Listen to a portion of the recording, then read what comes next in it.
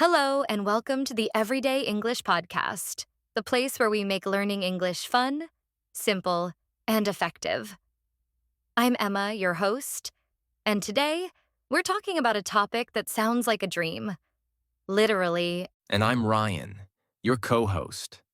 So, have you ever heard someone say, you can learn a language in your sleep, and thought, no way? Well, today we're going to explore whether that's fact or fiction. that's right. There's growing scientific evidence suggesting that your brain doesn't completely shut down during sleep. In fact, it continues to process information, which opens the door to a fascinating concept: sleep learning. And in today's episode, we'll break down how sleep learning works, what types of content to use, how to set up your environment, and how to get the best results. Whether you're trying to expand your vocabulary, improve pronunciation, or just surround yourself with more English, this method could be a real game changer. But before we dive in, if you're new here, don't forget to hit that subscribe button and follow us for more great tips and tools to boost your English. All right, let's jump in. First up, what's the science behind sleep learning? How can we actually learn English while we're asleep? So, Ryan, what do scientists say about this? Can our brains really absorb new information while we're asleep? Great question. The short answer is yes, but with a catch. You won't wake up speaking fluent English, but your brain can reinforce what you've already learned during the day while you're sleeping. That's fascinating. So, what actually happens in the brain when we sleep? Well, our brain goes through different stages of sleep, including deep sleep and REM sleep. During these stages, the brain does something called memory consolidation. That means it processes and stores the information we've taken in during the day. So, if I studied some English vocabulary or phrases during the day, my brain might actually be organizing that information at night? Exactly.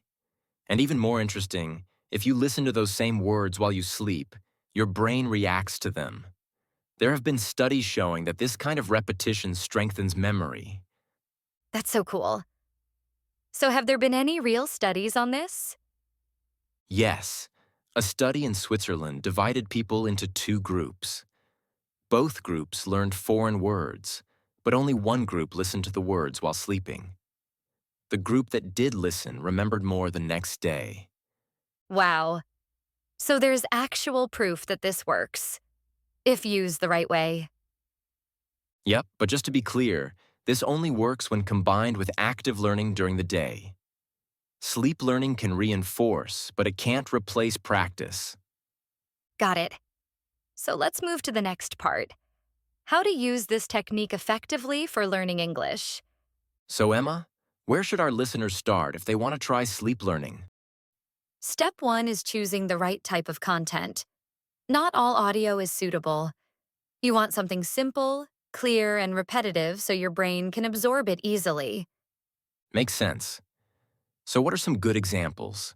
Some great options include basic English conversations, dialogues with native speakers, common phrases and vocabulary, audiobooks with slow, clear narration, positive affirmations in English. So, rather than playing a complicated English movie, choose something structured and repetitive, right? Exactly. Movies are fun, but they're often too fast and unpredictable for sleep learning. Okay, so after choosing the right content, what comes next? Step two, your sleep. You need to keep the volume low. It should be soft and soothing. Use a sleep timer so the audio turns off after an hour or two. Use a comfortable device, like a small speaker or soft headband headphones. That's smart. And it's all about balance. Enough sound to process, but not so much that it wakes you up. Right. Now, let's say you've done this every night for a week. How do you know it's working? Great question. Test yourself the next morning. Repeat the words you remember. Write down key phrases. Try using them in a sentence. So it's not just about passive listening. You need to review and practice what you've heard. Exactly. The real magic happens when sleep learning and active learning work together. You know, it's also interesting how different people use this technique based on their learning styles. Some learners are more auditory and respond better to hearing words repeatedly, even in their sleep. That's a good point. And visual learners might combine sleep audio with flashcards during the day. It's all about combining methods that work for you. And let's not forget that mood and relaxation play a role too. The calmer your mind is before sleep, the better your brain can process and retain information. Now let's talk about the best content to play top of your list. My top picks are English conversations between native speakers, repeated vocabulary with examples, slow audiobooks or short stories, guided sleep learning tracks, positive affirmations like I am learning English easily. I love those, especially the affirmations. They help with both language and confidence. Exactly. And soft background sounds like rain or ocean waves can help you relax and sleep better. What about podcasts like ours? Are they helpful for sleep learning? Yes, if they are slow and easy to understand. Podcasts for English learners like this one are perfect, but avoid fast or complex topics. You know what works great for beginners? Listening to the same conversation on repeat. For example, a simple dialogue about daily routines. The repetition helps the brain recognize patterns and sentence structures. That's a solid tip. I also recommend using audio flashcards. They're short bursts of vocabulary with examples. Some apps even let you create playlists of your own. And mixing it up can help. Maybe start with 15 minutes of affirmations, then a short story, followed by soft instrumental music. Right. Creating a bedtime playlist can turn learning into a relaxing routine. And it's flexible. You can change it based on your mood or focus areas, like grammar or pronunciation. Oh, and pro tip, avoid negative or dramatic content. You don't want intense emotions while you sleep. Keep it light and calming. Couldn't agree more. The goal is to feed your brain with calm, clear, and useful English while it's most open to absorbing it. So, how do we get the best results from sleep learning? Here are 5 best practices. Listen to familiar content. Your brain learns better when it hears something it already knows. Keep the pace slow. Avoid fast speech or heavy vocabulary. Use a sleep timer. 1 to 2 hours is enough. Practice during the day. Combine with speaking and writing. Be consistent. Try it for a few weeks to see real results. That's a great checklist. And the biggest takeaway?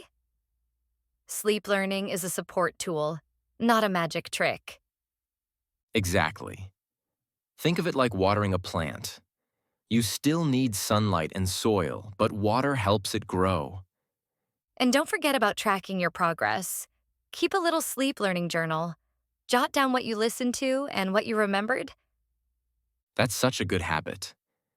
Even noting down 1 or 2 new words each morning can show how much you're improving. Also, make sure your sleep environment is cozy. A good mattress, low light, and no distractions will help your brain focus better. And don't stress if it doesn't work overnight. Everyone's brain is different. Some notice progress in a week, others might take a month. Stick with it. Most importantly, pair your sleep audio with meaningful practice during the day. Speak out loud, read, and write in English. The more you interact with the language, the faster you'll grow. And enjoy the journey. Language learning is about small steps. Sleep learning just makes those steps a little easier. So, Emma, do you know anyone who's tried sleep learning? Yes. A friend of mine, Sarah from Italy, used to struggle with listening skills.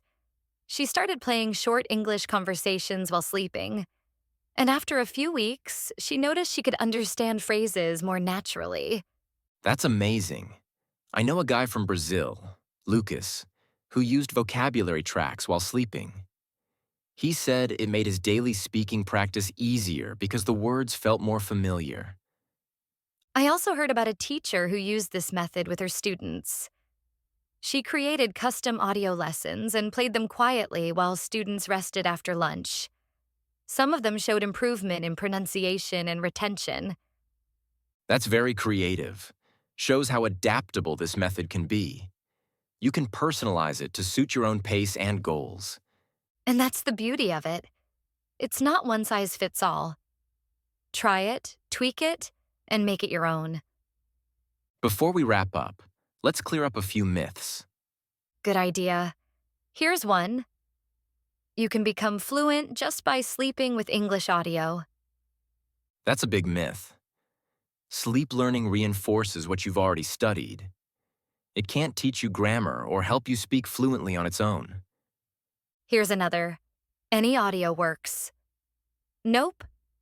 Complicated or noisy content might confuse your brain more than help it. Exactly. And the last myth. Sleep learning is a shortcut. It's not.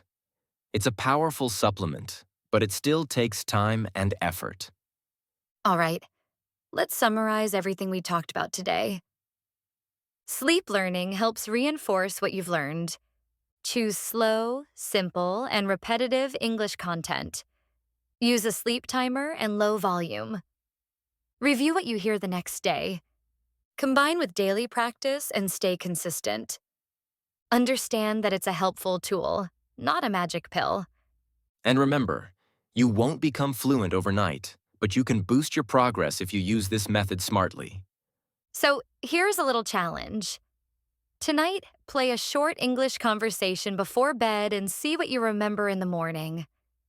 And if this episode helped you, share it with a friend and follow us for more.